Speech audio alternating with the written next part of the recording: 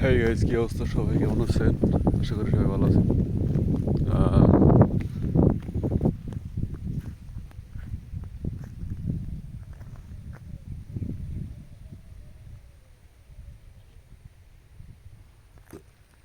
ওকে, camera একটু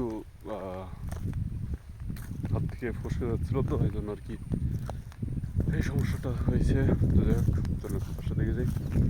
দেখতে পাচ্ছেন এখন মাঠের দিকে আছি, অ্যান্ড মাঠের পরিবেশটা খুবই সুন্দর, মনোরম পরিবেশ।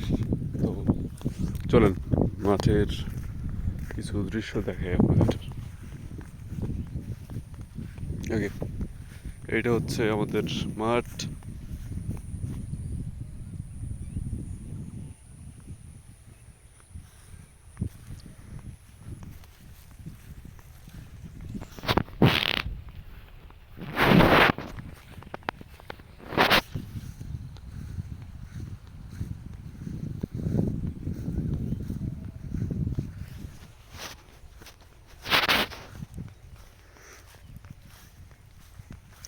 এটা হচ্ছে মূলত মাঠ, অ্যান্ড এই জমিতে ছিল, গম ছিল। ওকে, তো গমগুলো কেটে নেওয়া হয়ে গেছে।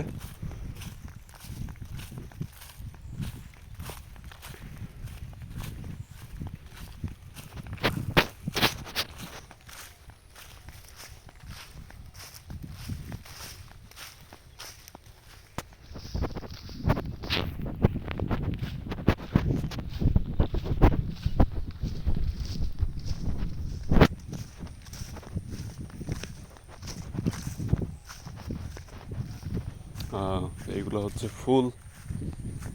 ফুলগুলো দেখাই। That's like that, bro.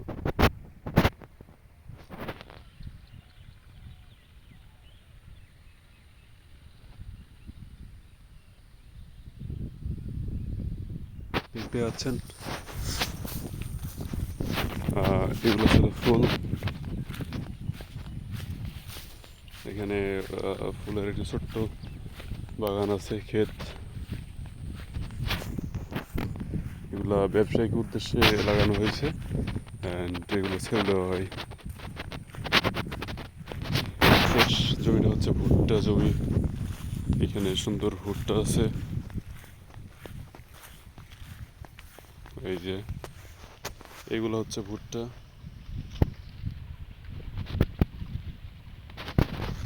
দেখতে পাচ্ছেন ভুট্টা কত সুন্দর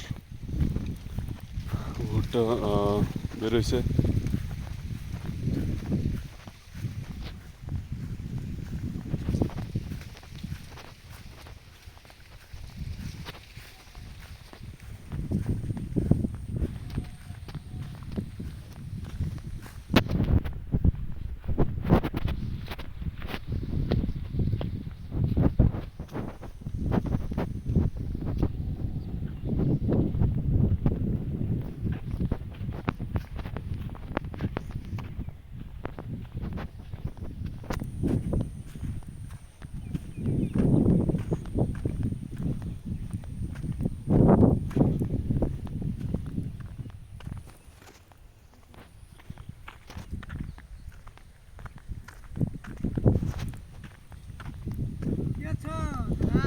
খাবার দিতে গেছিলাম ভাই, খাবার দিতে। খাবার ঠিক আছে, গম বুনছে, এই পাট বুনছে। হ্যাঁ যাও। না ছেড়ে ভাই, এটা বের করে দিই। করো।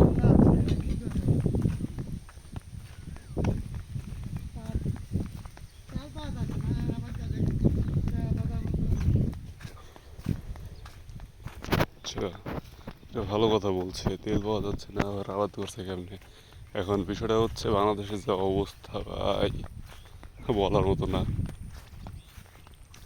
আমার বাইকের তেল আবানে পড়ে আছে, তেল নাই, এই জন্য পড়ে আছে গত প্রায় 2 সপ্তাহ। এখন আমি যে পাম্পে যাব, পাম্পে গিয়ে তো ভাই ওই 3-4-5 ঘন্টা দাঁড়িয়ে থাকার কোনো ধৈর্য শক্তি নাই। তার উপর বড় কথা, যদি ধৈর্য শক্তি থাকে, মানে তৈরি করার ট্রাই করি, তো দেখা যাচ্ছে যে এখান থেকে পাম্প পর্যন্ত যাবো কেমনে, এটা হচ্ছে একটি প্রশ্ন। কারণ আমার এখান থেকে পাম্প 10 কিলোমিটার, অ্যান্ড গাড়িতে 10 কিলোমিটার মতো তেলও নাই, তেল একদম শেষ। তো মানুষ যেভাবে প্যানিক হয়ে পাম্পে গিয়ে একদম পড়ে থাকছে, আমি এগুলোটা কিছু চাই নাই। আমি চাইছি যে তেল আগে স্বাভাবিক হোক, মানুষ প্যানিক থেকে বেরোক, দেন তারপর তেল কিনলে হবে, তাই না? বাট যদি এমন সবাই ভাবতো যে অ্যাটলিস্ট 1 সপ্তাহ দরকার হয় যাতে চাকরিজীবী কিংবা কোনো রাইড শেয়ারিং সামথিং এসব করে আর্ন করেন, তাদের কথা না, বাট সাধারণ জনগণ, যেমন আমার কিন্তু তেল না হলেও সমস্যা নাই। দেখা যাচ্ছে যে অত ইমার্জেন্সি কোনো কাজ থাকে না যেটা বাইক নিয়ে করতে হবে, বাট ডিজেলটা আবাদবাড়ির ক্ষেত্রে ডিজেলটা লাগে, ওইটা ম্যান্ডেটরি লাগবে।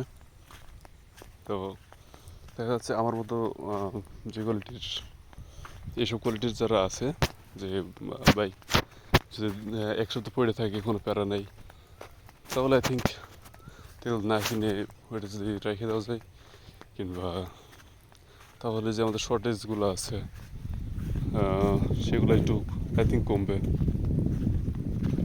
হ্যাঁ, আর পাম্পের তো অবস্থা বাদ দিলাম, পাম্পের আশেপাশে গেলে দেখা যাচ্ছে যে এত লম্বা লাইন ভাই, একদিক থেকে শুরু করলে অন্যদিকে যেতে যেতে 5 মিনিট টাইম লেগে যায়। ওয়ান কাইন্ড অফ সেমনই 1/2 কিলোমিটার 1 কিলোমিটার যদি লাইন থাকে তাহলে এই জিনিসগুলো কতটা বাজে দেখায়। অ্যান্ড শুধু 1 কিলোমিটার যাচ্ছে কিংবা 1/2 কিলোমিটার যাচ্ছে একটা লেনে না, 2টা 3টা সিরিয়াল একসাথে। তো বলে চিন্তা করেন ওটা যদি একবারে ইয়া করা হইতো, লাইন বাই লাইন করা হইতো, সিঙ্গেল লাইন, তাহলে কতটুকু যাইতো? কমপক্ষে দেখা যাচ্ছে সর্বনিম্ন 1 থেকে 1.5 কিলোমিটার যাবে যে কোনো সাধারণ পাম্পেই। অ্যান্ড কোনো একটা মেইন টাউনের কিংবা মেইন শহরের কোনো একটা যদি পাম্পে দেখা যায় এর থেকে বেশি, কারণ সেখানে জনগণ পাবলিক থেকে বেশি, দ্যাটস ওয়াই আর কি তেলের চাহিদাও বেশি থাকে। তো এই হচ্ছে বাংলাদেশের অবস্থা। আশা করি খুবই অল্প সময়ে এই প্রবলেম সলভ হয়ে যাবে, সেটাই প্রত্যাশা কামনা করি। ঠিক আছে, সবাই ভালো থাকেন। আসসালামু আলাইকুম।